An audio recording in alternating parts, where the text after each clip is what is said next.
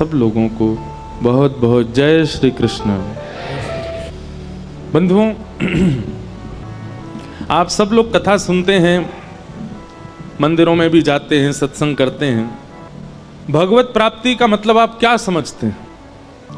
भगवत प्राप्ति का मायना क्या होता है? क्या मतलब क्या है उसका? सीधी बात, अपने जीवन के महत्व को समझना ही भगवत प्राप्ति है। आद्य गुरु शंकराचार्य कहते हैं, को हम कस्त्वम कुत आयात, को में जननी को में तात। मैं कौन हूं, तुम कौन हो? मैं कहां से आया हूं, तुम कहां से आए हो? हम आए क्यों हैं इस संसार में? हमारे माता पिता कौन है? हमारी जननी कौन है? हमारे तात कौन है? ये संपूर्ण उद्देश्य समझना और समझते हुए फिर अपने जीवन का निर्वहन करना, उसी को भगवत प्राप्ति कहते हैं। स्कूल तो हजारों बच्चे जाते हैं, यूनिवर्सिटी में हजारों बच्चे जाते हैं, पर बनकर के असली विद्यार्थी कुछ बालक ही निकल पाते। अरबों खरबों लोगों ने जन्म लिया है पृथ्वी पर अपने जीवन के उद्देश्य को समझ करके उसका साफल्य करने वाले को ही कहा जाता है, इसे भगवत प्राप्ति हुई है। और क्षमा कीजिएगा, भगवत प्राप्ति में या फिर संसार में आने के बाद क्रियाएं करने में धन प्राप्ति, ऐश्वर्य की प्राप्ति, यश की प्राप्ति, कीर्ति की प्राप्ति, यह सब हमारा उद्देश्य नहीं है। यदि ये सब उद्देश्य हो तो रावण के पास भी ये सब है, यश भी है, कीर्ति भी है, धन भी है, नाम वैभव शौर्य सब कुछ है। रामायण जी कहती हैं कि जब रावण का राज्य था तो देवता भी डर के मारे उसी की जय जयकार करते थे। और रावण से भी ज्यादा खतरनाक समय था हिरण्यकश्यप का। नारद जी कहते हैं, मैं अपनी वीणा पर हिरण्यकश्यप का गुणगान गाता था जब हिरण्यकश्यप का काल था। तो इन सब ने भी वो प्राप्त किया है जो आज का मानव प्राप्त करना चाहता है। तो भगवत प्राप्ति का मतलब केवल धन अर्जन करना, संसार में आके यश वैभव कीर्ति प्राप्त कर लेना, बहुत नाम शोहरत वैभव हो जाना नहीं है। अपने पृथ्वी पर आगमन के उद्देश्य को भली भांति समझना। और ये कैसे समझोगे आप? बहुत ध्यानपूर्वक सुनिएगा। कथा श्रवण किया करो, सत्संग किया करो, तत्पश्चात मनन किया करो, स्वयं चिंतन किया करो, तो आपको अपना उद्देश्य समझ आए। क्यों आए हैं हम संसार में? भगवान ने खाली किसी को नहीं भेजा संसार में, बिना किसी कार्य के किसी को नहीं भेजा। हर व्यक्ति से कोई कर्तव्य करवाना चाहते हैं, पर वो समझ ही नहीं पाता कि मेरा कर्तव्य क्या है। इसलिए ये कथाएं जो हम सुनाते हैं, इतने लोग आते हैं, कई लोग तो हर कथा में आते हैं, चाहे जहां कथा हो दुनिया के किसी कोने में। पर इन सब से आप पा क्या रहे हैं, ले क्या रहे हैं? और मैं इतनी कथाएं करके दे क्या रहा हूं, ये मुझे भी समझना होगा, आपको सुन करके समझना होगा। अपना उद्देश्य जानिए। 3 बातें याद रखिए, जग की सेवा, खोज अपनी, और तीसरी प्रीत हरि से कीजिए। ये 3 बातें आपको करनी है। क्या? जग की सेवा, खोज अपनी, प्रीत हरि से कीजिए। अच्छा, ये भी देखो कितना अद्भुत है। जग की सेवा करोगे तो स्वयं को जान पाओगे। आप स्वयं में ही लगे रहते हैं, स्वयं में ही बंधे रहते हैं, स्वयं का ही चिंतन करते हैं, इसलिए स्वयं को नहीं जान पाते। खुद को देखने के लिए दर्पण चाहिए ना, ठीक वैसे ही खुद को जानने के लिए दूसरों के पास जाओ, तभी पता चलेगा कि आप कैसे हो। खुद से खुद के साथ ही रहोगे तो हमेशा अच्छा ही लगेगा आपको कि हम अच्छे ही हैं, कोई दोष बताने वाला नहीं होगा। इसीलिए गोस्वामी जी कहते हैं, निंदक नियरे राखिए। अपने सदैव समीप किसको रखो? जो आपकी निंदा कर देता हो, जो आपके बारे में गलत बता देता हो, उसको पास रखो। हमारे पूज्य पिताजी महाराज जब कथा में आते हैं ना, वैसे तो वो हर कथा सुनते हैं, ये कथा भी सुन रहे हैं, कथा पूर्ण होते ही वो पूरी सुनते हैं जब भी समय रहता है। और जब बात होगी मेरी तो एक साथ मुझे यही बताते हैं कि वहां ये गलत किया था, वहां ऐसा नहीं बोलना था, वहां ये गलत था तुम्हारा। ऐसा नहीं बताएंगे कि अच्छा क्या था, वो यही बताते हैं कि कहां कहां गड़बड़ी कर रहे हो। उसका परिणाम क्या होता है कि अगले दिन जब व्यास मंच पर बैठते हैं ना, तो अपने आप बुद्धि याद रखती है कि पिताजी ने ये संकेत किए हैं, ऐसा नहीं करना है। हमारे साथ भी कुछ लोग ऐसे रहते हैं वो कमियां बताते हैं, आप यहां गलत हो, आपको ऐसा नहीं करना है, आपको ये नहीं करना है। और एक बात बताएं बंधुओं, व्यक्ति का सबसे अच्छा गुण क्या है कि वो दूसरे से अपनी कमियां सुनता है। कई लोगों को आप बोलो तो वो तो विचलित हो जाते हैं कि ये क्यों बोल रहे हैं, उसको ये लगता है कि मुझसे चिढ़ता है इसलिए बोल रहा है ऐसा, पर ऐसा नहीं। जग की सेवा, उससे दूसरा कार्य सिद्ध होगा, खोज अपनी, स्वयं को जान पाओगे। और जिस दिन आपने स्वयं को जान लिया तो प्रीत हरि से कीजिए, अपने आप हरि से प्रीति हो जाएगी। और इसके आगे की पंक्ति क्या है? जिंदगी का राज है यह जानकर जी लीजिए। ये जिंदगी का राज है। 3 काम, जग की सेवा, खोज अपनी, प्रीत हरि से कीजिए। जिंदगी का राज है यह जानकर जी लीजिए। जिंदगानी का खिला मधुवन किसी का है दिया, मैं नहीं मेरा नहीं यह तन किसी का है दिया। इसलिए स्वयं को पहचानना यही भगवत प्राप्ति है, स्वयं को जानना यही भगवत प्राप्ति है, अपने उद्देश्यों को स्पष्ट करना यही भगवत प्राप्ति है। बहुत कम समय हम लोगों के पास में, इसलिए जल्दी ये कथाएं भागवत आदि इनको आप ना मनोरंजन मत समझा कीजिए। हम बार बार हाथ जोड़ के निवेदन करते हैं, मनोरंजन का विषय, व्यवसाय का विषय, जिस दिन कथा को आपने मान लिया उसी दिन सर्वनाश हो जाएगा। भक्तमाल जी कहती हैं, जिस जगह पर कथा होती है महादेव उस स्थान को प्रणाम करते हैं। जिनको पूरा विश्व प्रणाम करता है, ऐसे विश्वंभर जिस स्थान को प्रणाम करते हैं, वो कथा सामान्य हो सकती है, वो कथा व्यवसाय हो सकता है, वो कथा मनोरंजन हो सकती है? नहीं, देवता भी आते हैं कथाओं में। इसलिए ये कथा का जो अवसर मिलता है ना, इसको गवाइए मत। इसको केवल नाचते गा करके और केवल आनंद उत्सव करके खुश मत हो जाइए। आप अपने आप को खोजिए। व्यास जी जो बता रहे हैं इससे हमको मिल क्या रहा है, ये किस प्राप्ति की ओर हमको संकेत कर रहे हैं। भविष्य में कथाएं नहीं होंगी, हम खींच रहे हैं जब तक हो जाएं। लोग बाग कहते हैं महाराज जी कुछ दिन आराम कर लो, अब थोड़ा पॉज ले लो, आप इतनी कथाएं अभी हो रही हैं, अभी समय है। हमें अपना वृद्धा अवस्था दिखती है, हमारे वृद्ध होने तक कथाएं नहीं हुआ करेंगी, कथाओं के नाम पर कुछ और होगा। अभी की बात नहीं है, पहले की बात है, जब हमको इतने लोग जानते नहीं थे। तो एक जगह कथा निश्चित हुई, अचानक से कथा स्थगित हो गई। तो पता चला वहां कोई और कथा करने। हमने कि भाई कथा स्थगित क्यों हुई? बोले वो आयोजक बोले कि महाराज जी चुटकुल्ला कम बोलते हैं कथा में, हमारे गांव के ग्रामीण लोग हैं, इनको समझ नहीं आएगा।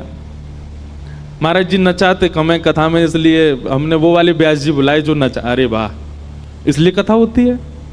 यह कथा का स्वरूप है। हम आपसे एक और बात कहें, आप किसी कीर्तन में खड़े होकर के नृत्य करने लग गए, वह भी एक प्रकार का अपराध कब है? जब आपका कॉन्शियसनेस, आपके अंदर की स्थिति स्वयं को रोक ही नहीं पावे और आप बिल्कुल विलज्ज होकर के अपने आप को रोक ना पाओ, तब नृत्य करने लग जाओ, वो नृत्य श्रेष्ठ है। किसी को देख करके नृत्य करना या फिर जरा सी कोई धुन बजी आप नाचना, वो नृत्य नहीं होता है। नृत्य तो तब करना चाहिए जब आप स्वयं को रोक ही नहीं पाए, जब स्थिति आपके कंट्रोल से बाहर हो जाए, जब आपका मन रूपी मयूर नृत्य करने लगे, रोम रोम फड़कने लगे, और तब भुजा उठा करके और फिर जो नृत्य होता है ना, वो वास्तविक नृत्य होता है। हम नाचते हैं, कब नाचते हैं? जब हमारे ठाकुर जी का उत्सव होता है तब खूब नाचते हैं। अपने लाल जी को सिंहासन पर देख करके, उनके उत्सव का दर्शन करके, या कहीं उत्सवात्मक कथा होती है, अभी कुछ दिनों पहले चंडीगढ़ में थी, उत्सवात्मक कथा थी, रोज नाचते थे वहां पे। और वहां ऐसा नहीं है कि अब ऐसा मन में भाव आए तो हम तो उठे ही नहीं कि हम तो व्यास जी, हम क्यों उठेंगे। लेकिन उत्सवात्मक जब रूपरेखा बन जाती है तो उठा नहीं जाता, तब बैठने की स्थिति नहीं होती है, आप अपने वश में नहीं होते हो। वो नृत्य श्रेष्ठ है। इसलिए भैया कथा के रूप स्वरूप से परिचित होइए। और जीवन बहुत छोटा सा है, इस छोटे से जीवन में भगवत प्राप्ति के मार्ग को अपनाइए। भगवत प्राप्ति का मतलब स्वयं को जानिए। हमारा उद्देश्य क्या है पृथ्वी पर आने का? धन सब कमा रहे हैं, घर सब बना रहे हैं, ऐश्वर्य सबको मिल रहा है, कीर्ति सबको मिल रही है, यश सबको प्राप्त हो रहा है, आपको क्या विशेष मिल रहा है इस संसार से, या आप क्या विशेष दे करके जा रहे हो संसार को? इस पर विचार कीजिए। आज गोवर्धन उत्सव है, कथा में बाल लीलाएं हैं। आज की कथा बड़ी मधुर कथा है, इसलिए हमने गंभीर बात पहले ही कर दी, क्योंकि अब तो खेल कूद ही होगा ठाकुर जी का। नंद जी के घर लाला भयो है। अब भैया आज की कथा ब्रजभाषा में होएगी, तो आप सब लोग समझ लियो, अपने आप जाको नहीं समझ में आवे बगल वाले से पूछ लियो। नंद बाबा के घर लाला भयो है। अब कल तो आप लोग खड़े ही हो गए, आपने सुना ही नहीं आगे का प्रसंग, तो हम वहीं से शुरू करते हैं। वसुदेव जी ठाकुर जी को लेकर के गोकुल आए, सब सोए गहरी निद्रा में। यशोदा मैया के बगल में नेक सी बालिका सोई है। वसुदेव जी चुपचाप गए, लाला को सुवाए के लाली को लेकर के कंस के पास गए। बालिका को लेकर के जैसे ही गए, हथकड़ियां लग गई, पैरों में बेड़ियां लग गई, सारे दरबान भी उठ गए। यहां इस बात का मतलब क्या है? ठाकुर जी कौन है? ठाकुर जी हैं परब्रह्म। और ये बालिका कौन है? ये बालिका है माया। जब आप परब्रह्म के आश्रय में जाते हैं तो बंधन आपको नहीं छोड़ने पड़ते, बंधन आपका त्याग करते हैं। बहुत सावधानी से सुनिएगा। लोग ठाकुर जी की भक्ति में बंधन का बहाना लगाते हैं। कथा में क्यों नहीं आ सकते? हमको इतने काम हैं। आप वृंदावन क्यों नहीं आ सकते? ऐसे ऐसे संसार के, परिवार के सारे बंधन बताते हैं लोग। ठीक है, सबके अपने अपने बंधन हैं, पर हमारी एक बात सुनिएगा। आप बंधन छूटने की प्रतीक्षा मत किया करो ठाकुर जी की शरण में आने से पहले। आप बंधन सहित ठाकुर जी के पास जाओ। बंधन छोड़ने की जिम्मेवारी ठाकुर जी की है, बंधन छुड़वाने की जिम्मेवारी ठाकुर जी की है। आप जाओ। तो हमारे मध्य प्रदेश में ओरछा स्थान है, तो ओरछा में एक ठाकुर जी के परम भक्त हुए, सब लोग शायद नाम जानते होंगे, श्री हरिराम व्यास। हरिराम व्यास जी हमारे वृंदावन के सबसे ज्यादा यश को गाया है हरिराम व्यास जी ने। ओरछा के राजा मधुकर शाह के गुरुदेव श्री हरिराम व्यास।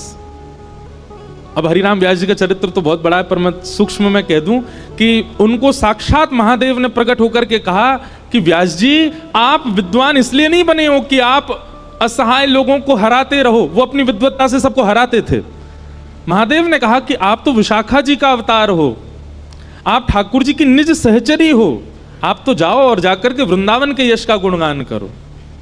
बंधुओं, एक बात हमारी सुनेंगे ध्यान से। अगर आप कहीं और जन्मे हैं, किसी और स्थान में रहते हैं, और किंचित आपके चित्त में ब्रजवास की भावना हो जाए और आपको ब्रज मिल ही जाए, तो निश्चित ही इसमें महादेव की ही अनुकंपा समझिएगा। हमारे ब्रज में बाहर के लोगों को बसावे में, लोग बाग श्री जी से प्रार्थना करते हैं कि हमको ब्रज में बसाओ, लोग बाग ठाकुर जी से प्रार्थना करते हैं कि हमको ब्रज में बसाओ, यमुना जी से, संतों से प्रार्थना करते हैं कि ब्रजवास मिल जाए। आज हम सूत्र बता रहे हैं, ब्रजवास की यदि इच्छा हो तो महादेव की आराधना करो, महादेव ब्रज में बसाएंगे। महादेव को ही अधिकार है ब्रज भेजने का। कितनों को भेजा? हरिराम व्यास जी को ब्रज भेजने वाले श्री महादेव। हरिराम व्यास जी जब वृंदावन आ गए तो वृंदावन से उनका जाने का मन नहीं हुआ। तब ओरछा से कई ब्राह्मण गए, उनके परिवार के लोग गए। मधुकर शाह राजा स्वयं चला गया, और मधुकर शाह राजा ने तो वो किया जो कोई नहीं किया। उसने कहा हरिराम व्यास जी से स्पष्ट कहेंगे कि चलो वापस तो नहीं जाएंगे, इनके गुरु जी से आज्ञा दिलवा देंगे तो इनको जाना पड़ेगा। तो मधुकर शाह ने जाकर के श्री हितरवंश महाप्रभु को जाकर के प्रणाम किया, राधा वल्लभ लाल जी के मंदिर में वंदन करके। और हितरवंश महाप्रभु से मधुकर शाह ने कहा कि आप हरिराम व्यास जी को आज्ञा दीजिए कि वो वापस ओरछा चले जाएं। तो महाप्रभु जी बोले भैया ये आज्ञा उचित तो नहीं है, किसी को ब्रज में रहने की इच्छा है तो तुम उसको वापस क्यों ले जाना चाहते हो? मधुकर शाह बड़े चतुर थे, उन्होंने कहा देखिए हरिराम व्यास अकेले वृंदावन में रहेंगे तो अकेले का उद्धार होगा, पर हरिराम व्यास ओरछा में रहेंगे तो पूरे ओरछा का उद्धार होगा। तो एक का उद्धार अच्छा कि पूरे नगर का उद्धार अच्छा?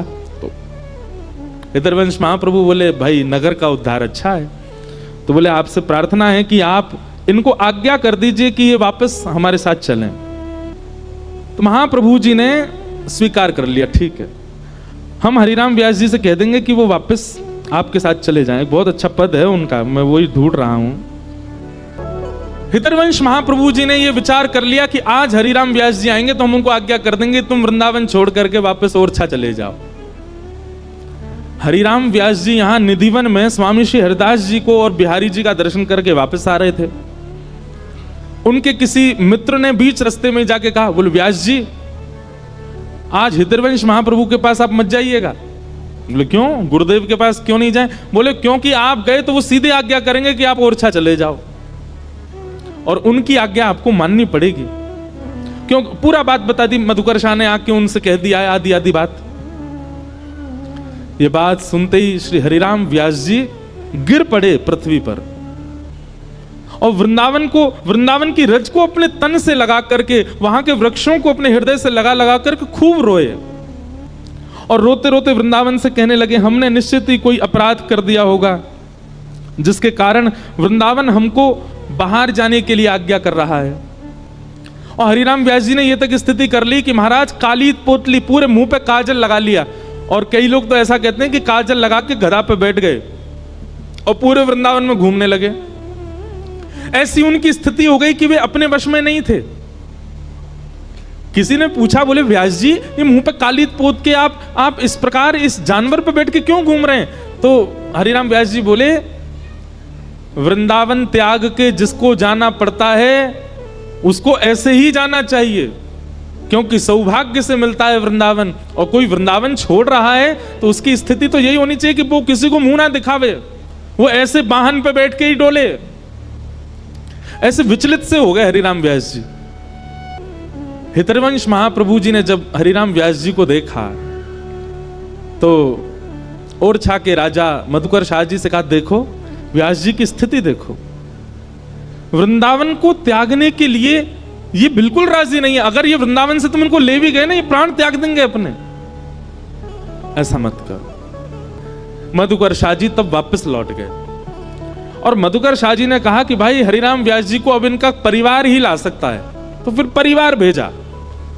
अब परिवार के लोग जैसे वृंदावन में आए तो हरिराम व्यास जी वृंदावन में रहते थे, आनंद करते थे।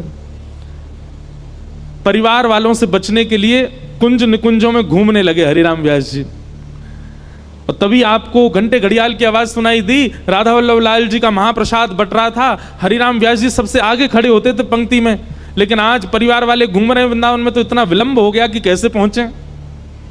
अवसर पाकर के हरिराम व्यास जी दौड़े राधा वल्लभ जी के मंदिर की ओर। तब तक प्रसादी बट चुकी थी सब में। हरिराम व्यास जी जब तक पहुंचे सब में बट चुकी थी। अब हरिराम व्यास जी बोले, आज तो हमारा नियम टूट गया, हमको प्रसादी मिली नहीं ठाकुर जी की। तभी वहां झाड़ू लगाने वाली कढ़ी पकौड़ी आदि सब पा रही थी। हरिराम व्यास जी गए और उसके आगे हाथ पसार के खड़े हो गए, बोले बहन आज मुझे प्रसाद नहीं मिला, आप अपने पात्र में से कुछ प्रसादी मुझको दे दो। अब यहां हरिराम व्यास जी उस मेहतरानी के आगे हाथ पसार के बैठे थे, इतने में ही उनका परिवार वाले सब वहीं आ गए, और वो दूर से हरिराम व्यास जी को देख रहे थे। और सब घर के लोग बोले, अरे राम राम राम, देखो ये व्यास जी क्या कर रहे हैं, इतने विप्र कुल के, इतने ऊंचे कुल के, इतने विद्वान हरिराम व्यास जी वृंदावन आके पागल हो गए, एक मेहतरानी के आगे हाथ पसार रहे हैं। मेहतरानी बोले कि मेरे यहाँ का प्रसाद आप ले नहीं सकते, मेरे हाथ का छुबा आप नहीं पा सकते नाथ। हरिराम व्यास जी बोले क्यों? बोले क्योंकि मैं मेहतरानी हूं, झाड़ू पोंछा लगाना मेरा काम है, आप मेरे हाथ का स्पर्श किया प्रसाद नहीं पा सकते। हरिराम व्यास जी बोले, अरे प्रसाद मेरे हाथ में आवे चाहे तेरे हाथ में आवे, पर वो प्रसाद हमेशा प्रसाद ही कहलावे। प्रसाद जब भेद ना करे कि मैं विद्वान के हाथ में जा रहा हूं कि मैं मेहतरानी के हाथ में जा रहा हूं, तो फिर मैं और तू इतना भेद क्यों मान रहे हैं? प्रसाद तो प्रसाद है, वो ये ना देखे कि मैं कौन के हाथ में हूं, चल जल्दी कर अब मुंह को दे दे। और इतने में मेहतरानी ने कढ़ी पकौड़ी हरिराम व्यास जी को दी और हरिराम व्यास जी तुरंत पा गए।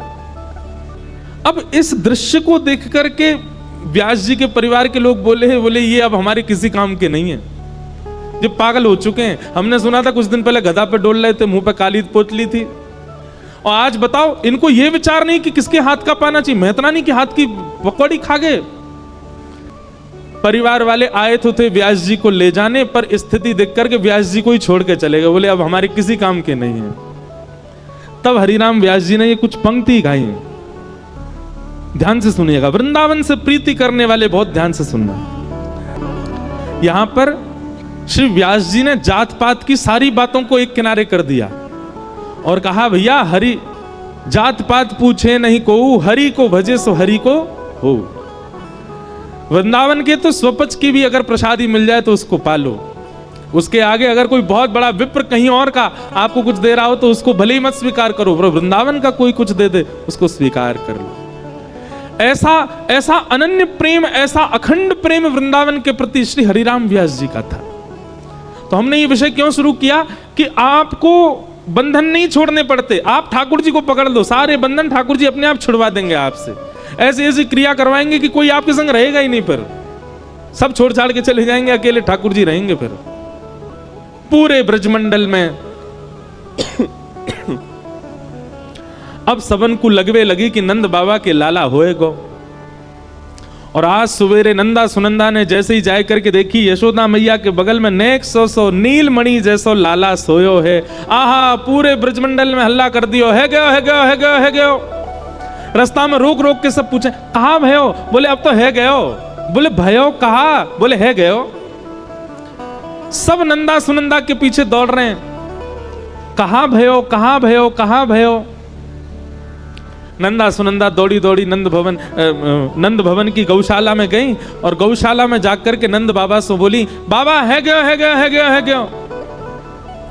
बाबा बोले कहाँ भयो, बोले आपने इतने ब्रजवासी जमाए, यमुना जी की सेवा करी, ब्राह्मणन को इतना प्रसन्न कियो, इन सबन के फलस्वरूप आपके घर नीलमणि जैसो लाला भयो है।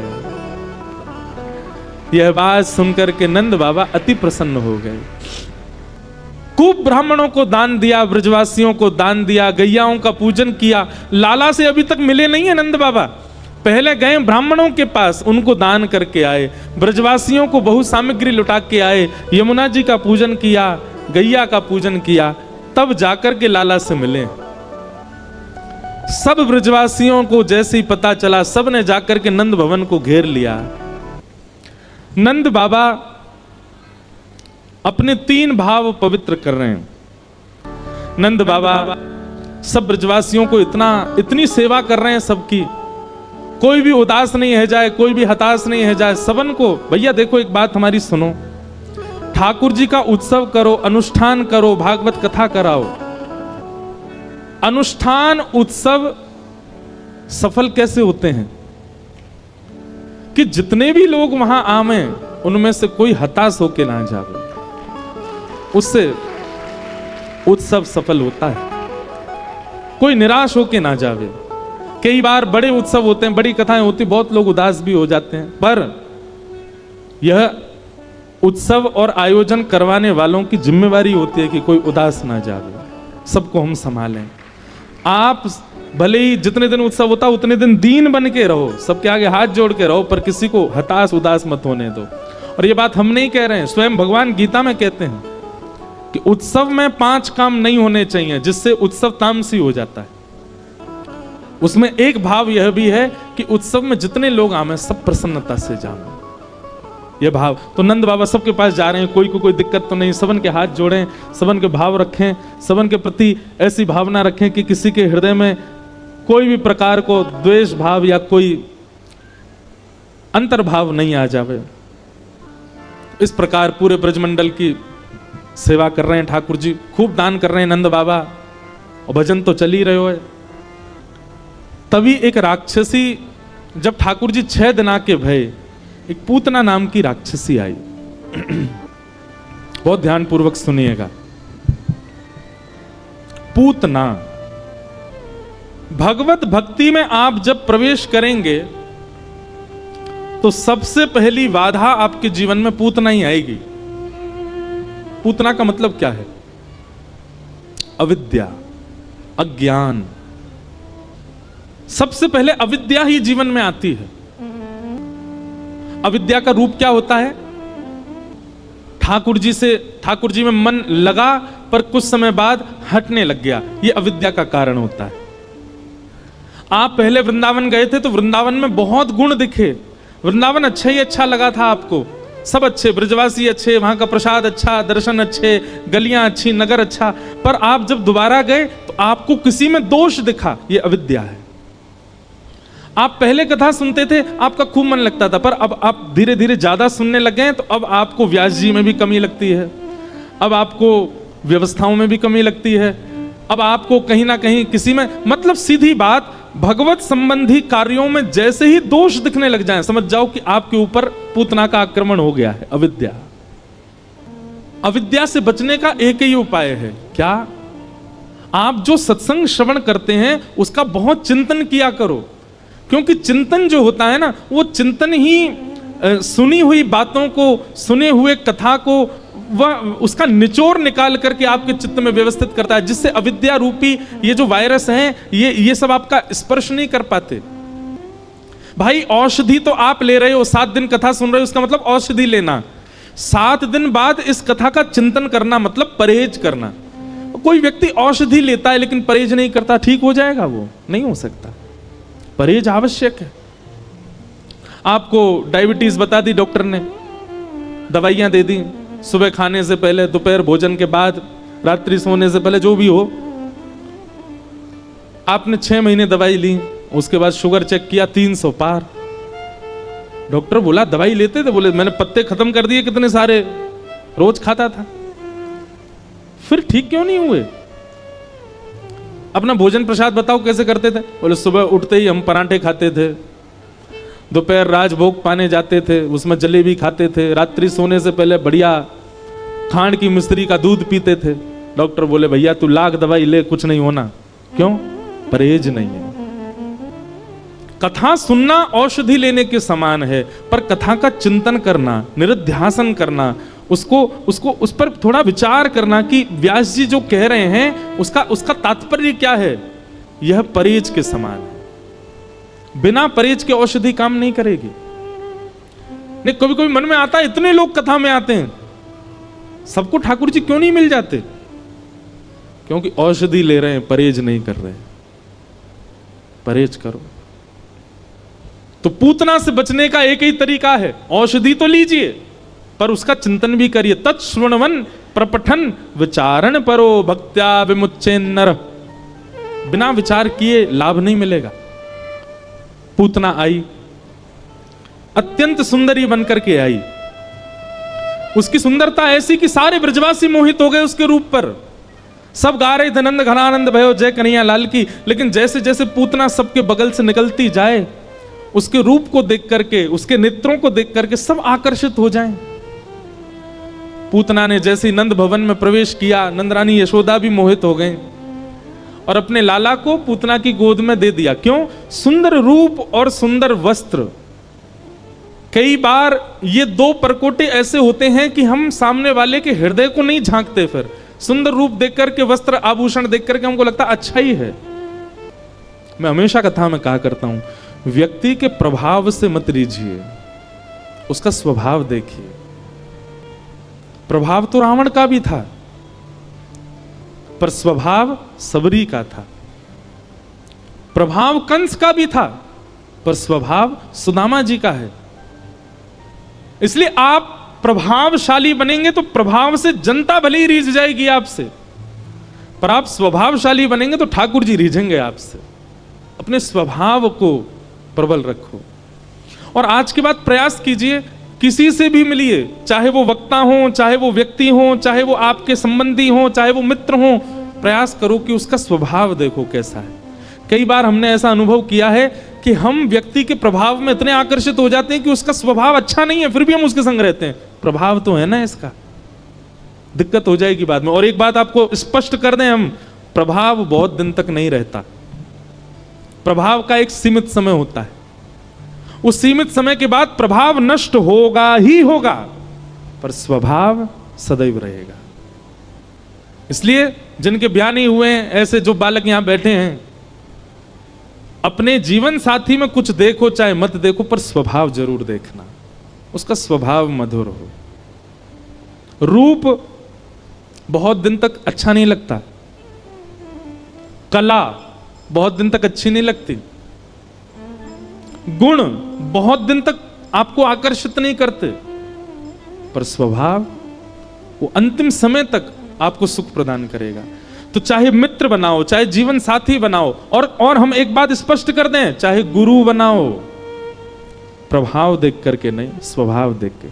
अच्छा, अब दूसरी बात, हम पे ही एक प्रश्न बहुत आता है, कई लोगों का मन है दीक्षा लेनी है पर हम नहीं देते। हमने नियम, बहुत सारी बातें कही हैं इतनी कथाओं में कि हमारा मन है कि हमसे दिशा ले लो आप, हम दिशा दे रहे हैं, और जिस दिन दिशा पर आप चलने लगोगे, दीक्षा वास्तविक में दिशा ही दीक्षा है। वो दीक्षा किस काम की कि आपने गुरु मंत्र तो ले लिया, किसी को गुरु तो बना लिया, पर दिशा नहीं ले पाए उससे। इसलिए हम पहले दिशा देने का ही काम कर रहे हैं, हमारी दिशा ही दीक्षा है। पर अब गुरुजनों की बहुत आज्ञा है और पूज्य पिताजी महाराज का भी बहुत प्रेशर है, तो अगले वर्ष तक हम प्रयास करेंगे कि हम दें, पर उसमें भी हम आपसे फिर कहेंगे दिशा प्रधान है। सबकी कथा सुनो, सबसे ग्रहण करो, सब कुछ ना कुछ देते हैं, दिशा ग्रहण करो। तो जीवन में किसी को भी स्थान प्रदान करो, उसका प्रभाव नहीं, स्वभाव देख करके। पूतना प्रभावशाली बनकर के आई है, ऐसा रूप, गजगामनी चाल, अरे कहां तक कहें, कई ब्रजवासी दौड़े दौड़े गए, ए मैया तू बहुत दिना ते पीछे पड़ रही, ब्याह कर ले, ब्याह कर ले, करा दे मेरो ब्याह। कौन ते करेगो, वो आ रही, क्या बात करा दे, देखियो मैया कितनी सुंदर लग रही है। अरे ब्रजवासियों की छोड़ो, पूतना जब नंद भवन में गई है तो यशोदा मैया के भी चित्त में ये भाव आ गया, इतनी सुंदर, अरे विधाता, या तो तेने मेरो लाला कछु साल पहले भेज दिया हो तो, या ये छोरी कछु साल बाद आती तो यही तो ब्याह कराती अपने लाला को, कितनी सुंदर है। ठाकुर जी कह रहे हैं मैया रुक जा, अभी तेरे बहू को रूप दिखाऊं। यशोदा मैया बोली आओ बहन, कहां से आई हो? पूतना बोली पास के गांव ते आई हूं, आपके लाला की हैवे की खबर जाने, मैंने सोची न कि थोड़ो आपको बधाई दे आऊं। हाँ हाँ तुम्हारा ही लाला है, गोद में दे दिए ठाकुर जी। यशोदा मैया किसी कार्य से बाहर चली गई, इतना विश्वास अटूट हो गया उसके रूप पर कि ये अच्छी ही होगी। पूतना ने गोद में ठाकुर जी को लिया। अब यहां पर आश्चर्य की बात क्या, जिसके रूप पर सब मोहित हो गए, जिसके रूप को देख करके सब आकृष्ट हो गए, क्या बता रहा था, हाँ, जिसके रूप पर सब आकृष्ट हो गए, जिसके रूप पर सब मोहित हो गए, उसको ठाकुर जी ने नहीं देखा।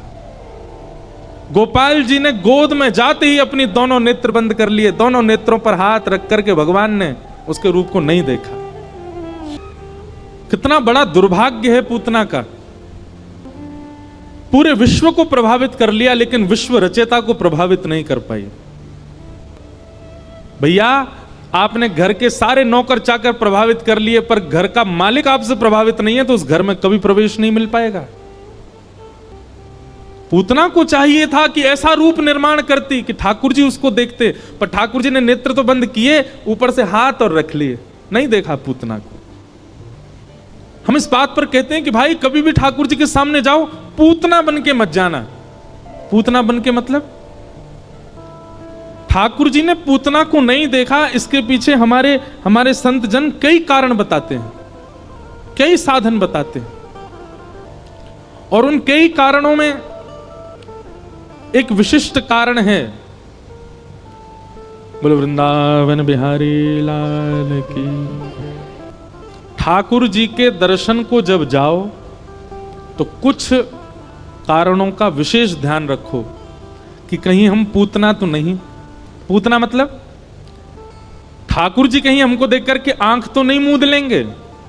उसमें सबसे पहला कारण क्या है, पूतना अपना रूप बदल करके गई है, जैसी है वैसी नहीं गई ठाकुर जी के आगे।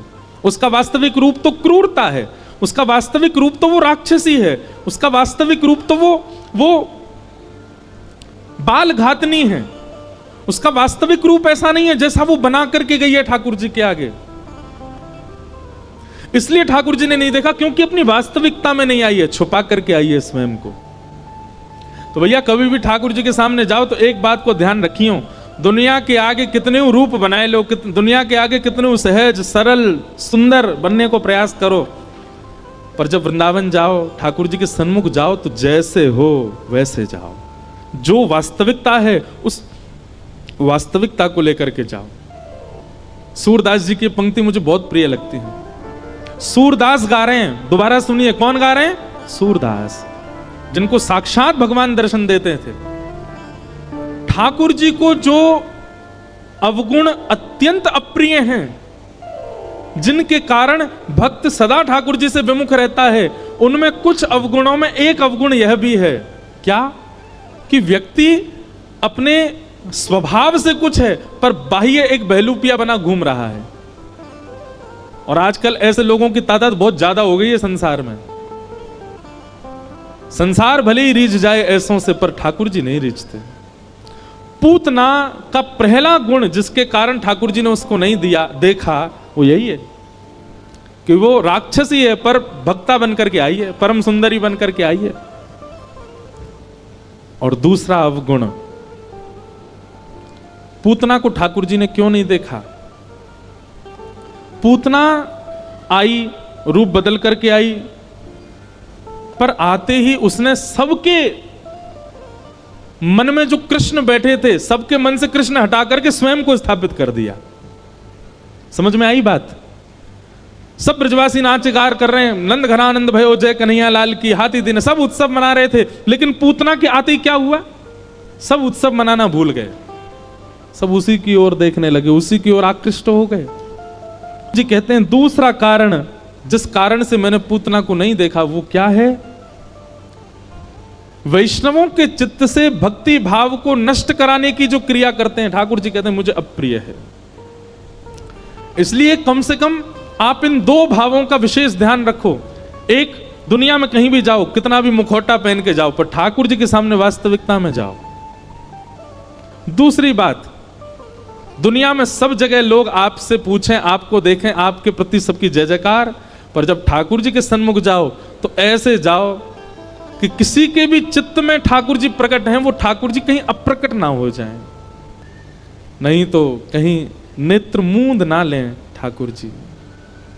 भैया, हमें हरि प्रिय बनना है, ऐसा बनाना है स्वयं को कि हम ठाकुर जी के प्रिय बन सकें। पूतना को देख करके भगवान ने नेत्र बंद कर लिए।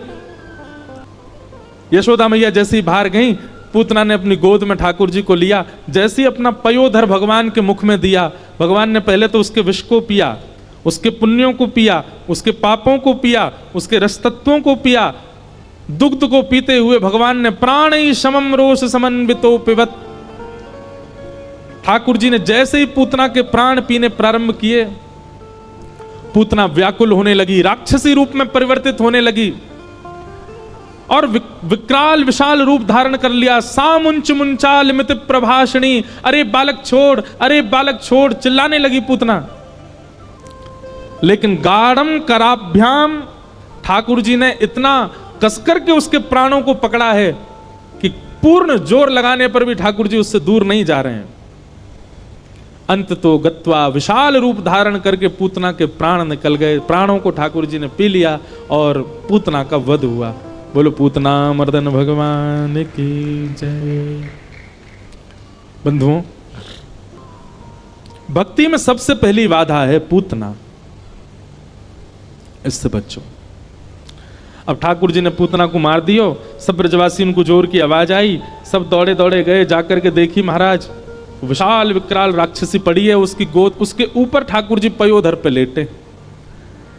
ब्रजवासी ने जाकर के ठाकुर जी को उतारो, लेकर के दौड़ करके गए और गौमूत्र से स्नान करा करके भगवान को गौ पुच्छ से झाड़ा दिया। लेकिन यहां पर समझने वाली बात यह है कि पूतना को मार करके ठाकुर जी ने वह गति प्रदान की जो माता यशोदा को कभी प्राप्त होनी चाहिए थी।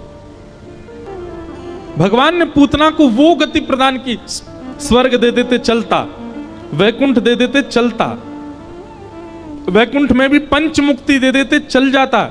लेकिन ठाकुर जी ने ये सब नहीं दिया। ठाकुर जी ने पूतना को वो गति प्रदान की जो माता यशोदा को मिलनी चाहिए थी। देवता हाथ जोड़ करके आकाश में खड़े हो गए, बोले नाथ, आपको विष दे करके मारने आई पूतना को आपने इतनी श्रेष्ठ गति कैसे दे दी? अरे गति देने की भी एक सीमा होती है, वहां तक दे देते, आपने उसको मातृ गति प्रदान कर दी। क्यों? भगवान कहते हैं स्तनम दत्वाप सदगतिम। ठाकुर जी कहते हैं, बोले भैया कोई अस्त्र से मारता है, कोई शस्त्र से मारता है, कोई युद्ध करके मारता है। हमको पूतना का मारने का तरीका बहुत अच्छा लगा। बोले क्यों? बोले वात्सल्य भाव से मारने आई थी, इसलिए हमको बहुत अच्छा लगा, हमने उसको सदगति प्रदान कर दी और मातृगति प्रदान कर दी। आप इस बात से अनुमान लगाओ कि ठाकुर जी में दया की पराकाष्ठा कितनी अति है। कोई मारने वाले को इतनी श्रेष्ठ गति कैसे दे सकता है? पर ठाकुर जी ने दे दी। अच्छा, जब मैं ये प्रसंग कहता हूं ना, तो अधिकतर मेरे चित्त में एक भाव प्रकट होता है बार बार, ठाकुर जी आप इतने दयालु हो, इतने कृपालु हो, आप छोटे से छोटे भाव पर रीझ करके इतनी बड़ी कृपा कर देते हो, हमसे क्यों नहीं रीझ रहे नाथ? हम कहां कमी छोड़ रहे हैं? आप हमसे प्रसन्न क्यों नहीं होते हैं? अरे पूतना से तो थोड़े बहुत ठीक ही हैं, हम इतने श्रेष्ठ नहीं है, पर पूतना जितने बुरे भी तो नहीं है। आप हमसे क्यों नहीं रीझ रहे हैं? तो पूतना पर ठाकुर जी ने ऐसी कृपा की कि उसको वो गति प्रदान की जो मां यशोदा को मिलनी चाहिए। क्यों? न जाने कौन से गुण पर दया निधि रीझ जाते हैं। आपका ना जाने कौन सा गुण उनको अच्छा लग जाए। सबरी बेर खिला रही हैं तो कहीं खट्टे तो नहीं है, तो चख करके दे रही हैं राम जी को, और राम जी वही खा रहे हैं जो चख करके दे रही हैं। क्यों? वो सबरी का भोलापन राम जी को भा रहा है। आपका कौन सा भाव, कौन सी अदा ठाकुर जी को। वहां कर्मा बाई बिना नहाए धोए ठाकुर जी के लिए खिचड़ी बनाती है, बिना नहाए। सुबह उठते ही सीधा खिचड़ी बनाने बैठती है, ठाकुर जी दौड़ के जाते हैं उसकी खिचड़ी खाने। किसी ने कर्माबाई को कहा, अरे नहाया धोया करो, थोड़ा पवित्र होकर के बनाया करो। एक दिन कर्माबाई ने नहा धो करके जब खिचड़ी बनाई, ठाकुर जी आए, नेक चक्कर के बोले, कर्मा आज तो बिल्कुल स्वाद नहीं बनी है। कर्माबाई बोली, आज मैं नहा ली थी। बोले नहीं, तू कल बिना नहाए धोई बनाकर, मुझे उसी में स्वाद आता है। वो कहा, हमारे लिए वेदों में इतने नियम बना दिए, नहाओ धो, ये करो, इतनी पवित्रता शुद्ध, पर जरूरी नहीं है कि आप भी यही करो। कर्माबाई की खाने आए तो कर्माबाई का भाव वैसा था। एक बार हमारे ब्रज की लीला सुनाता हूं मैं कभी कभी, कि तानसेन श्रीनाथ जी के सामने गाने के लिए आया, तो तानसेन का स्वभाव था पान खा करके आया। तो जैसे ही श्रीनाथ जी के आगे गाने लगा, तो गुसाई विठलनाथ जी सेवा में थे ठाकुर जी की, तो गुसाई जी ने जाके कहा, ए तानसेन सुनो, ठाकुर जी के सामने गाना ये कोई रजवाड़ा नहीं है, ये कोई समाज नहीं है, तुम यहाँ पे पान खा के गा रहे हो। ठाकुर जी के सामने गाना मतलब सेवा ही होती है, मुख शुद्ध करके गाओ, कुल्ला करके आओ, जाओ। तानसेन बोला, क्षमा करें। बाहर गया, पान मान सब निकाल दिया, मुंह पूरा धो के साफ करके दोबारा आके जैसे गाने लगा, तो सामने श्रीनाथ जी खड़े खड़े सुन रहे थे तानसेन को। और गुसाई जी का स्वभाव था, जब कोई सेवा करता था ना गायन की, नृत्य की, तो गुसाई जी ठाकुर जी को ही देखते थे। खड़े खड़े श्रीनाथ जी झोंके लेने लगे, नींद आ रही ठाकुर जी को। तो गुसाई जी दौड़ करके गए, जय जय, कहा भयो, आपको इतनी नींद काहे को आ रही है? ठाकुर जी बोले, या के गायन में मेरो बिल्कुल मन ना लग रहा, कहा गा रहो जे, या तो यूं को जल्दी जावे यहाँ ते आयो काओ, तब तो बढ़िया गा रहो, अब तो जन कहा गा रहो है। गुसाई जी ने जाके कही, बोले तानसेन तुम्हारा गायन ठाकुर जी को बढ़िया नहीं लग रहा। तानसेन बोला, मैं जब आया था तब तो मैं पान खा रहा था, अब तो मैं कुल्ला करके आया हूं। पीछे से श्रीनाथ जी बोले, याते कहो दोबारा पान खा के आवे और फिर गावे। गुसाई जी बोले, जय जय, इस सबरे नियम हमारे काज है का, शुद्ध रहो, पवित्र रहो, जहां आप राजी हो जाते हो वहां कोई नियम नहीं है। वो ठाकुर जी बोले, और तो क्या, जहां हम राजी वहां कोई नियम नहीं। तानसेन दोबारा पान खा के आया, फिर गाना शुरू किया। श्रीनाथ जी बोले, हाँ अब बढ़िया लग रहा है, अब अच्छा गा रहे हो। गुसाई जी बोले, जय हो, आपकी लीला आप ही जानो। तो आपके कौन सा भाव उनको अच्छा लग जाता पता नहीं। सदन कसाई ठाकुर जी को भार, तराजू में क्या बोलते हैं उसको रखने वाले को, बाट की जगह शालिग्राम भगवान रखता था और मांस तोलता था। कोई संत सदन कसाई से ले गए ठाकुर जी को, तो ठाकुर जी रात में सपने में रोने लगे, बोले मोहे तो सदना के पास ही जानो है। संत बोले, वो मांस तोलता है आपसे। बोले वो नहीं पता हमको क्या करता है, पर वो जब तराजू तोलता है ना, तो मेरा नाम संकीर्तन करता हुआ तोलता है, और उसके तराजू में लुढ़कने में मुझे बहुत अच्छा लगता है, वहीं छोड़े आप। तो ठाकुर जी को ना जाने कौन सा गुण बढ़िया लग जाए। इसलिए लगे रहो, कोई ना कोई तो भाई जाएगा ठाकुर जी को। लेकिन हां, चतुराई से किए गए कोई भी गुण साधन ठाकुर जी को प्रिय नहीं, सहज में जो हो जाए ठाकुर जी को भाते। भगवान 3 महीने के हो गए, धीरे धीरे ठाकुर जी 1 वर्ष के हो गए। गर्गाचार्य जी ठाकुर जी का नामकरण संस्कार करने के लिए आए।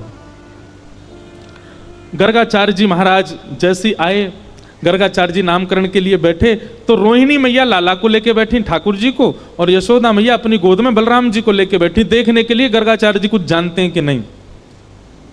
गर्गाचार्य जी महाराज ने यशोदा मैया की गोद में बलराम जी को जैसे ही देखा, देखते ही कहा, मैया ये आपका लाला नहीं है। तो बोले कौन है?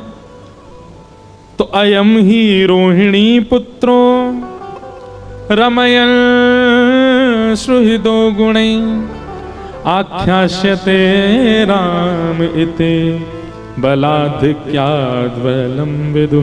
मैया ये रोहिणी के लाला है। यशोदा मैया बोली, हम तो आपकी परीक्षा ले रहे थे, आप तो सब जानते हैं। बोली, इस बालक का नाम मैं राम रखता हूं, पर बल की अधिकता होने के कारण पूरा विश्व इसको बलराम कह करके पुकारेगा। और रोहिणी मैया की गोद में बैठे हुए ठाकुर जी को जैसे ही देखा, गर्गाचार्य जी के नेत्र खुले रह गए, मुंह खुला रह गया, सांस रुक गई, हाथ वाथ सब ऐसे स्थिर हो गए मानो जैसे कोई शव, ऐसे शव के भांति हो गए। क्यों? देखते ही उन्होंने अपनी दिव्य दृष्टि से जैसे ही देखा, पता चल गया शंख चक्र गदा पद्मधारी साक्षात नारायण है ये तो। यशोदा मैया बोली, बाबा पधार गए क्या?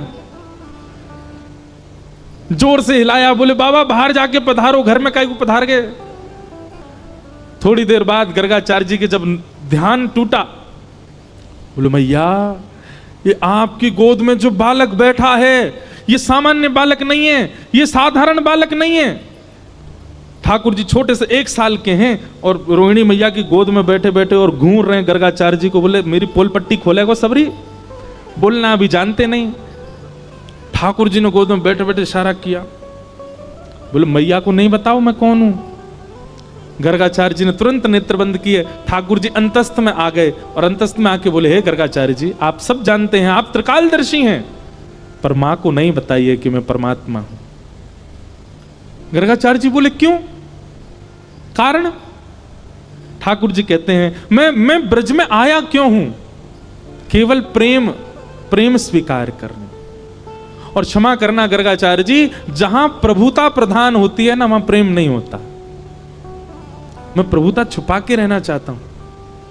आप मां को यदि बता दोगे कि मैं भगवान हूं, मोए कोई मंदिर में दियावेगी, पुजारी जी तो कहेगी दिन रात या की आरती करे करो, भैया भगवान है जे। तो मैं तो मैया को प्रेम लेवे आया हूं, इन ब्रजवासियों को प्रेम स्वीकार करवे आया हूं। इसलिए आपसे मेरी प्रार्थना, मैया से ये मत बताओ कि मैं परमात्मा।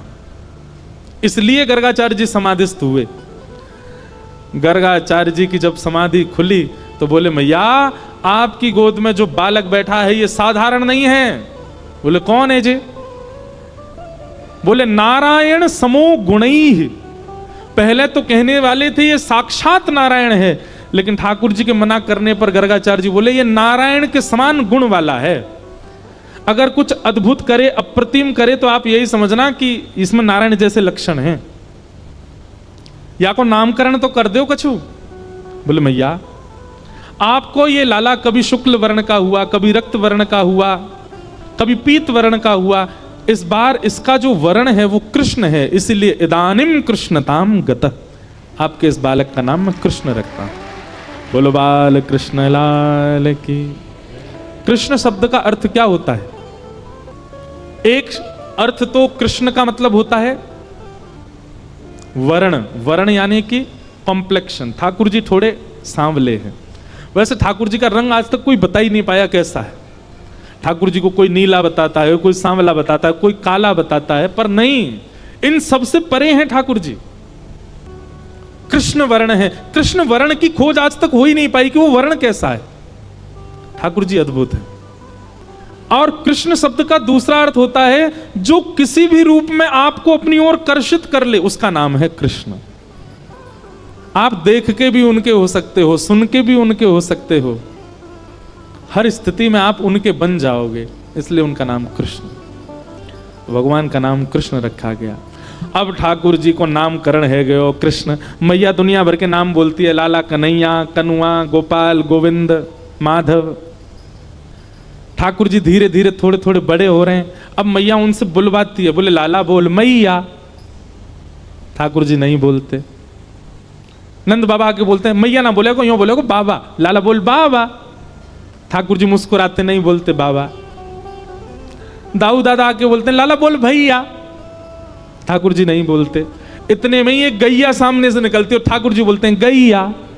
और जैसे ही ठाकुर जी बोले गैया, पूरे नंद गांव में, पूरे गोकुल में नगाड़े बजने लगे, बधाई हो बधाई हो, अरे नंद को लाला बोलन लगो। ठाकुर जी ने सबसे पहला शब्द क्या बोला पृथ्वी पर? गैया। सबसे पहले गैया बोले। और जैसे ही गैया बोले, यशोदा मैया बोली लाला लाला गैया, अब बोल मैया। तब ठाकुर जी बोले मैया। नंद बाबा गोद में लेके भागे, बोले लाला बोल भैया, लाला बोल बाबा। ठाकुर जी बोले बाबा। अब तो सब गोपियां ग्वाल सब आ गए नंद भवन में, और सब अपनी अपनी गोद में लेकर के लाला से अपना नाम बुलवा में। अब गोपियों के बड़े विचित्र नाम। एक गोपी को नाम चारुलता। अब वो कह रही है ठाकुर जी से बोल चारुलता। ठाकुर जी रोने लगे, बोले दारी तो समझ ना आ रही, अभी बोलना सीखा हूं मैं, कहां से बोलूं चारुलता। ठाकुर जी की ऐसी मधुर लीला चल रही है।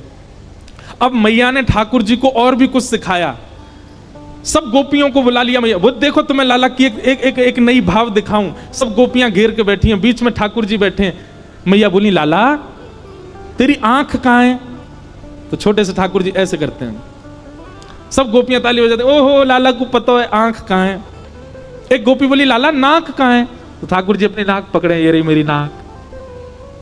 लाला तेरी जीभ कहां है? तो ठाकुर जी अपनी जीभ निकाले, ये मेरी जीभ। एक गोपी बोली लाला तेरे कान कहां है? ठाकुर जी उस गोपी की ओर ऐसे घूर के देखें, बोले मैं सब समझ रहा हूं, मैं जैसे कान पकड़ूंगा सो कहेगी क्षमा कर दियो लाला, कान मत पकड़े। मैं कान पकड़ूंगा ही ना। गोपी फिर बोली लाला तेरे कान कहां है? सो ठाकुर जी धीमे धीमे उठे, अभी नेक नेक चलना सीखे, और नेक नेक चल के गए और गोपी के कान पकड़ के बोले जे रे कान। अपने काय को पकड़ूं? तेरे कान पकड़ के दिखाऊंगा जे हैं कान। ऐसे ठाकुर जी की मधुर लीला। धीरे धीरे आकाश में 33 कोटि देवता खड़े होकर के ठाकुर जी की बलैयां लेते हैं, यशोदा मैया के चरणों में प्रणाम करते हैं, ब्रजवासियों को वंदन करते हैं। धन्य हैं आप सब ब्रजवासी, जगत नियंता जगदाधार त्रिलोकी नाथ आपके साथ इतना प्रेम बांट रहे हैं। ठाकुर जी मधुर लीला करने लगे हैं। अब मैया उंगली पकड़ करके चलना सिखाती है, ठाकुर जी धीमे धीमे चरणों से चलते हैं। और एक बड़ी सुंदर लीला है कि ठाकुर जी अब चलना तो सीख गए, इतने में मैया दहली पार करवावे लगी लाला को, और दहली पे जाकर के ठाकुर जी को छोड़ दिया। बोले लाला अब मैं यहां पार आ गई, तू आ जा। अब ठाकुर जी दहली पे चढ़ तो गए जैसे तैसे, लेकिन नेक्स्ट से ठाकुर जी से पल्लंग को अपने पांव उतारे नहीं जा रहे। ठाकुर जी जैसे दहली से लटकने लगे, सो इतनी गहरी है नीचे कि ठाकुर जी वहीं पर लद गए, लटक गए और जोर जोर से रोने लगे। यशोदा मैया बोली कहां गए हो? बोले मैया जे दहली मोए मार रही है, मोए पार ना कर रही। इतने में ही नारद जी कहते हैं, बोले वाह, कहां वामन बनकर के बलि के यहां जाते हैं और 3 पग जमीन वरदान लेने के बहाने 2 पग से तीनों लोग नाप लेते हैं, और यहां इनसे यशोदा जी की दहली नहीं लागी जा रही है। मैंने श्रुतियों में भगवान को खोजा, स्मृतियों में खोजा, ठाकुर जी मुझे कहीं नहीं मिले। तभी नारद जी कहते हैं अरे मिल गए मिल गए मिल गए, ठाकुर जी मिल गए। किसी ने पूछा कहां मिले? बोले नंद भवन की दहली पे लटके हुए मिले, वहां बैठे हैं ठाकुर जी। ये सब ठाकुर जी का प्रभाव नहीं है बंधुओं, ये सब ठाकुर जी का स्वभाव है। ठाकुर जी बहुत प्रभावशाली हैं, पर अपने प्रभाव को गौड़ करके ब्रजवासियों के संग प्रेम कर रहे हैं। ठाकुर जी के 2 दांत निकल आए हैं, यशोदा मैया ताल बजाती है और ठाकुर जी खूब नृत्य करते हैं, सबके चित्त को अपनी ओर आकृष्ट कर रहे हैं। धीरे धीरे ठाकुर जी बड़े होते जा रहे हैं, 3.5 वर्ष के लाला है गए, और अब ठाकुर जी चोरी करने लगे। चोरी करने के पीछे मुख्य कारण कहा है? ये सब ब्रजवासी जितनों गौरस होवे सब ले जाकर के मथुरा में राजा कंस के यहाँ जमा करवा दे, में कर के रूप में, टैक्स के रूप में। ठाकुर जी ने मन में विचार कियो, कंस जैसो अयोग्य प्राणी इन ब्रजवासी के द्वारा निकारे गए गौरस को अपने पास रखेगो। हम ऐसा कुछ करेंगे कि जान ही नहीं देंगे गौरस को, और इसलिए ठाकुर जी ने चोरी करना प्रारंभ किया। मधुर लीला ठाकुर जी की हैन लगी, घर घर जाके चोरी करने लगे। एक दिन यशोदा मैया, यही मास चल रहा है दामोदर मास, जिसको हम कार्तिक मास कहते हैं, इसी मास की घटना है। इसका नाम दामोदर मास क्यों पड़ा? अब वही कथा, ये दामोदर लीला है, ध्यान से सुनो। ठाकुर जी आज सवेरे सवेरे उठे, 3.5 वर्ष के हैं। कितने बड़े? 3.5 वर्ष के। ठाकुर जी उठे, पलना से जैसे ही उठे, जोरते अपनी आंख मीड़ी, सो जगन्नाथ भगवान की तरह पूरा काजर फैल गो ठाकुर जी को। घुंघराले केश नेक बिखर रहे हैं, मोर पिच्छ अपने कंठ में धारण कर रखा है, अपने शीश पर धारण कर रखा है। सुबह उठते ही बालक को कोई नहीं चाहिए, अपनी मैया चाहिए। ठाकुर जी को सबने गोद दी कि हमारे पास आ जा। नहीं, मैया कहाँ है? मैया पास जाऊंगो, मैया पास जाऊंगो। यशोदा मैया दही बिलो रही है, और इतने में ठाकुर, कितनी सुंदर लीला है देखो। ठाकुर जी गए और ऐसे दही बिलोती भाई यशोदा मैया के दोनों भुजान के नीचे से भीतर आए और सामने आके मैया के आगे खड़े है गए। आंखन को काजर फैल गयो है, सो के उठे, आंख अभी खुले ही नहीं रही हैं, केश पूरे घुंघराले मुख पर आ रहे हैं ठाकुर जी के। और मैया से कह रहे, मैया जे बता, तो को दूध ज्यादा प्यारो है कि तेरो पूत प्यारो है, बता। मैया बोली, लाला तू भी सवेरे सवेरे उठ के कैसी बात न करो करे, चल हट जा, मुझको दही बिलोन दे। ना है मैया, पहले बता, तू को दूध प्यारो कि पूत? मैया बोली, मोए तो मेरो पूत प्यारो है, दूध काहे को प्यारो होगो? अच्छा मैया, तो फिर एक काम कर, मैं तो बहुत प्यारा लगूं ना? बोले हाँ। अपनी गोद में लिटाए के मुंह को अपना दूध पिवाए दे। मैया, मुंह को बहुत जोर की भूख लगी है, मुंह को दूध पिवाए दे। यशोदा मैया तुरंत ठाकुर जी को अपनी गोद में लिया, और मैया को ठाकुर जी दूध पी रहे हैं और मैया दही भी बिलोती जा रही है। कैसी सुंदर छवि है बंधुओं। आप सबको शायद विश्वास ना हो, पर एक ऐसी लीला आती है कि जब ठाकुर जी व्रत छोड़ के चले गए और 100 वर्ष बाद यशोदा मैया से मिले कुरुक्षेत्र में, तो जैसे ही ठाकुर जी ने यशोदा मैया को देखा, ठाकुर जी रोने लगे। और उस समय की बात है जब ठाकुर जी के नाती भी हो चुके हैं, नातियों के ब्याह भी हो चुके हैं, मतलब ठाकुर जी पर बाबा बन चुके हैं। लेकिन ठाकुर जी पर कभी काल का प्रभाव नहीं होता, ठाकुर जी सदा 16 वर्ष के ही रहते हैं। तो यशोदा मैया को 100 साल बाद देख करके ठाकुर जी अपने सिंहासन से कूद पड़े और दौड़ करके गए और यशोदा मैया को जमीन पर बैठा के उनकी गोद में लेट गए और मैया के वक्ष को अपने हाथ से टटोलने लगे और बोले, मैया मुझ को दूध पिवा, मुझ को तेरी बहुत याद आवे। 100 वर्ष बाद ठाकुर जी लगभग 111-12 वर्ष के हैं। यशोदा मैया की आयु कितनी होगी अनुमान लगाओ। उस काल में ठाकुर जी यशोदा मैया की गोद में लेट जाते हैं और कहते हैं मैया दूध पिया, और मैया दूध पिवाती है ठाकुर जी को। यशोदा मैया और श्री कृष्ण के प्रेम का वर्णन बहुत सहजता से हम कर देते हैं व्यास मंच से, पर यह इतना सहज है नहीं, अद्भुत है। यशोदा मैया का पयोधर पान करने लगे। अब लीला सुनो, यहां ठाकुर जी जैसे मैया का दूध पीने लगे, सामने चूल्हे पर अंगीठी पर गैया का दूध उबट रहा था।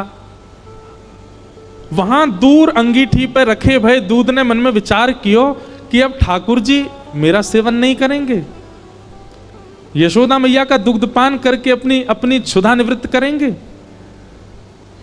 और मेरा भोग नहीं लगाएंगे ठाकुर जी। तो उसने विचार किया कि आज जब ठाकुर जी ही मेरा भोग नहीं लगाएंगे तो मैं जीवित रह के क्या करूं। तो संपूर्ण दूध उबल करके उफन करके बाहर आने लगा, स्वयं को जलाने लगा, नष्ट करने लगा।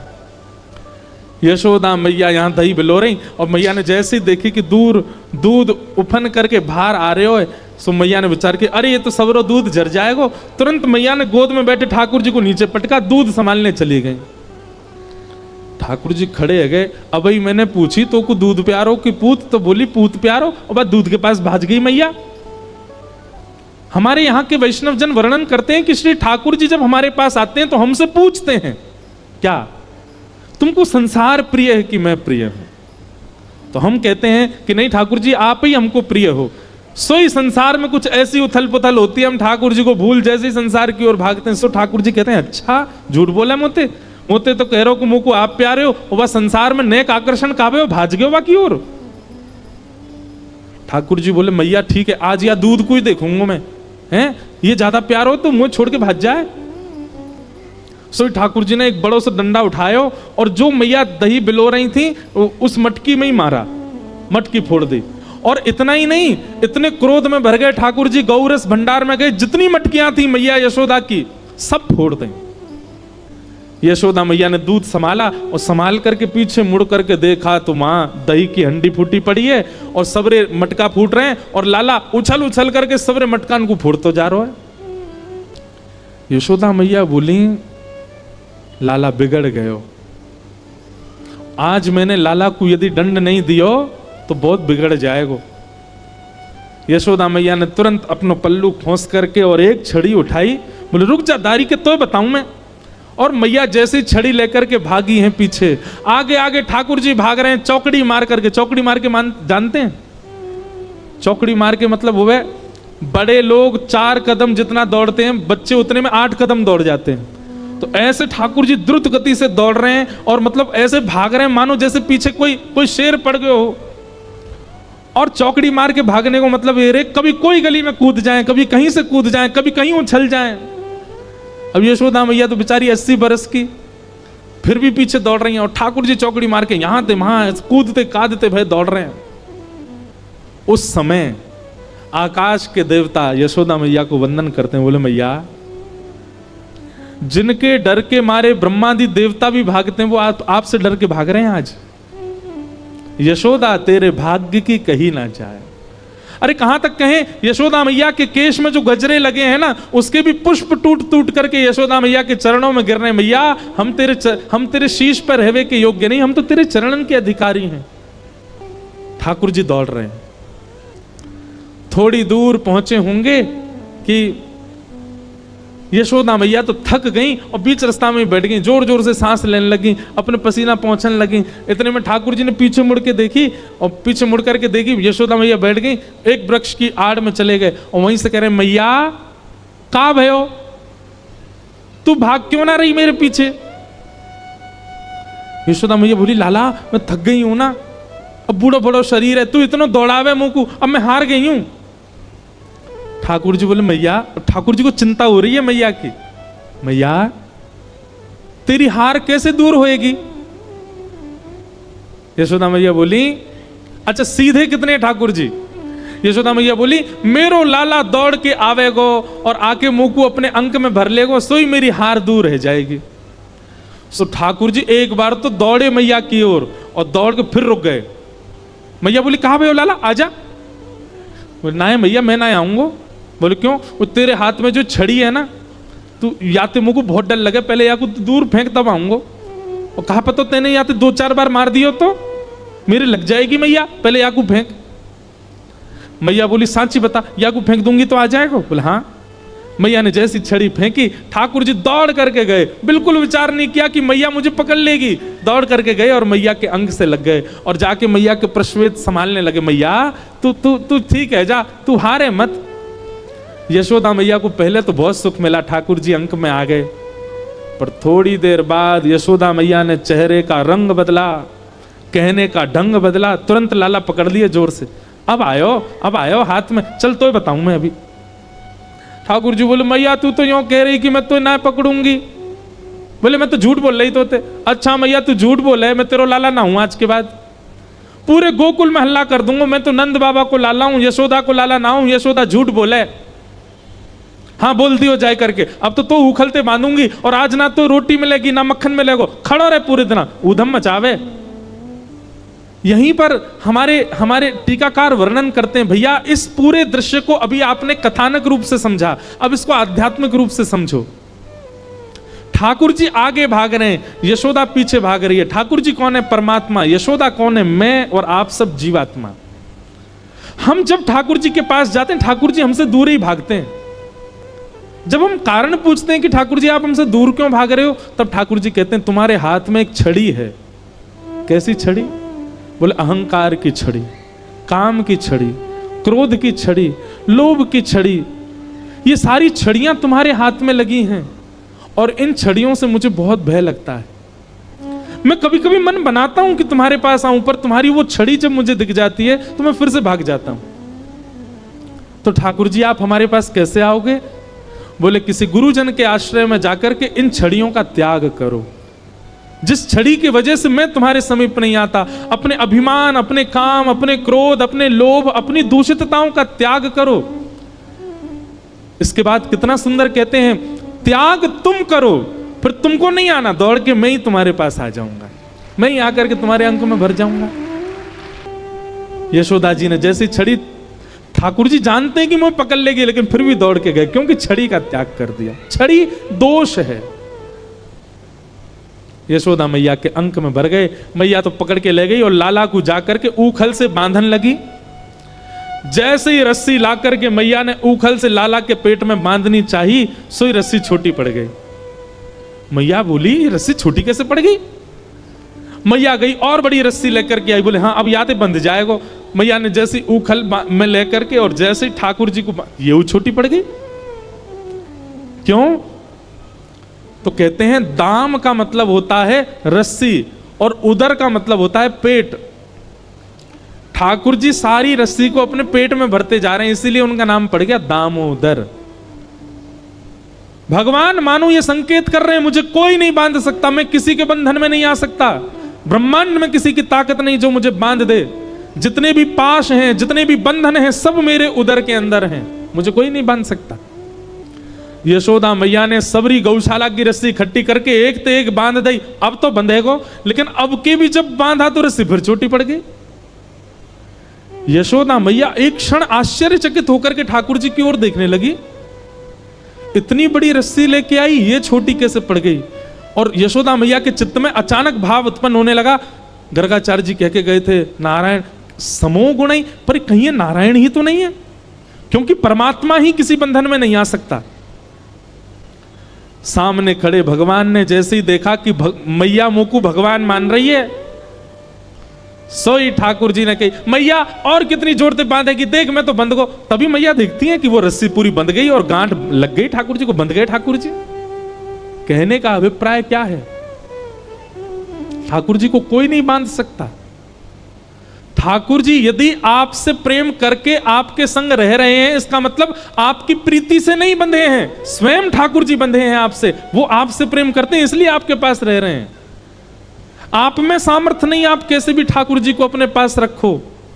वृंदावन के प्रति स्नेह, अपने ठाकुर जी के प्रति स्नेह, कथा के प्रति स्नेह चित्त में प्रकट आपकी भावना से नहीं हो सकता है, ठाकुर जी के चाहने से ही आपके चित्त में प्रेम होता है। क्योंकि ठाकुर जी किसी बंधन में नहीं आ सकते, ठाकुर जी किसी प्रेम पाश में नहीं बंध सकते। इसीलिए इस मास को दामोदर मास कहते हैं। इसी मास में ठाकुर जी ने अपने भक्त के प्रति अधीनता को व्यक्त किया।